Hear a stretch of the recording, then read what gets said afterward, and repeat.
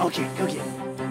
When we first got her, she came from a kennel for 11 months and didn't know what being petted was. So to go from that to this is pretty awesome.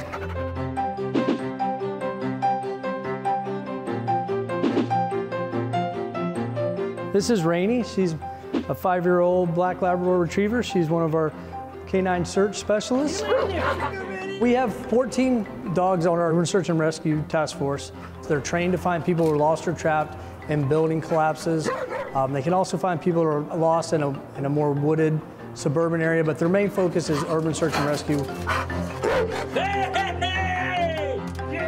There's 28 urban search and rescue task force in the country. We have one of those 28. Each urban search and rescue task force has to have a minimum of 6 certified FEMA search and rescue dogs. So we're one of those 28 teams. It generally takes 2 to 2.5 years to get them to a point where they can be certified. There's 2 tests they have to pass. One is an agility course where they have to show that they can do certain things, that they can listen to you, they can obey commands. And the second is the search portion where they have 2 rubble piles and 20 minutes each to have to search through. And there's an unknown number of victims in each pile. They're allowed to miss 1 victim out of the possible 6. If they miss more than that, it's an automatic failure because we don't want them alerting on something and then we put all of our crews to work and then there's nothing in there. Rainey is owned by a nonprofit that we started to help support the program called Arizona Search Dogs. So technically she's owned by the nonprofit and she lives at my house with me. She goes on family vacations, she goes camping with us, and at home she's just part of the family, just like our other dogs. They're kind of like people. When you first learn a trade, you're not so good at it. You're still learning. Then you get better and better and better. And she's to the point now at 5.5, 6 years old that she's really starting to get it. And it's really neat as her handler and the person that's training her to see her really get it. She's becoming one of our top dogs. The days I don't take her to training, she mopes.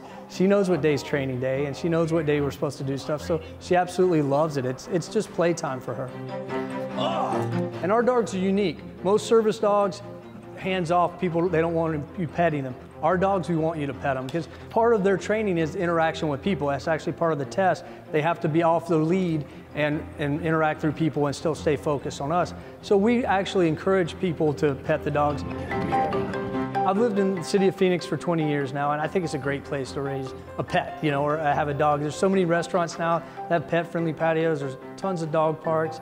Obviously, we bring them to the station, so they're here in the station, and we interact with folks at, community events when we bring the dogs out. So the city does a lot of things to help, just make that part possible.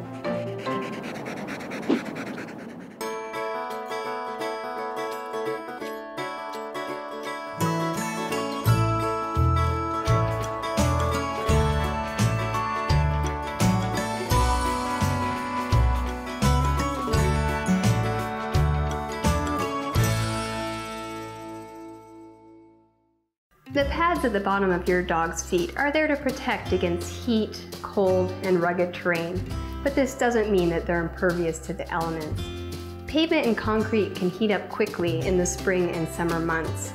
Before walking your dog outside, place the palm of your hand against the concrete or pavement for 5 to 10 seconds. If it's too hot to comfortably hold your hand there, then it's too hot for the dog's feet. To avoid this problem, try walking your dog early in the morning or late in the evening to avoid the heat of the day. You can go to a park where there's cooler, grassy areas.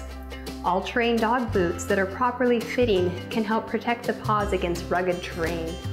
Here to help to ensure your Phoenix pet is a happy and healthy pet, I'm Dr. Daigle with the Arizona Humane Society.